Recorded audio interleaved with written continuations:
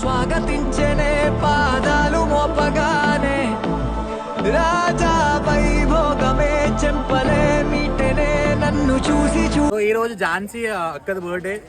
వాళ్ళ హస్బెండ్ విజయ్ పంపించినాడు.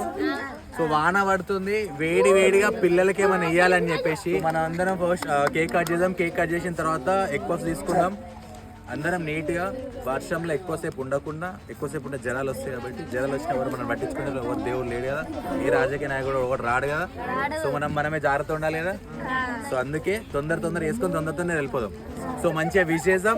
వాళ్ళు ఎప్పుడు హ్యాపీగా ఉండాలి, వాళ్ళు అనుకునే జరగాలి, ఇంకా మన కోసం ఎన్నెన్నో చేయాలి. మనం అందరు చెప్తున్నాం మాకు ఇది చేయండి అది చేయండి అని చెప్పేసి. మాకు ఎప్పుడు ఏం చేయకండి, జస్ట్ ఈ వానాకాలం ఒకటి మాకు ఇవన్నీ చేయండి.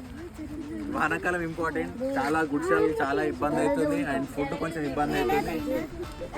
అందరు కాకపోయినా కొందరికన్నా కొన్ని రైస్ బ్యాగ్స్ అట్లా ఏమైనా హెల్ప్ చేయాలని కోరుకుంటున్నా. Team Rocky boys helping. Thank you.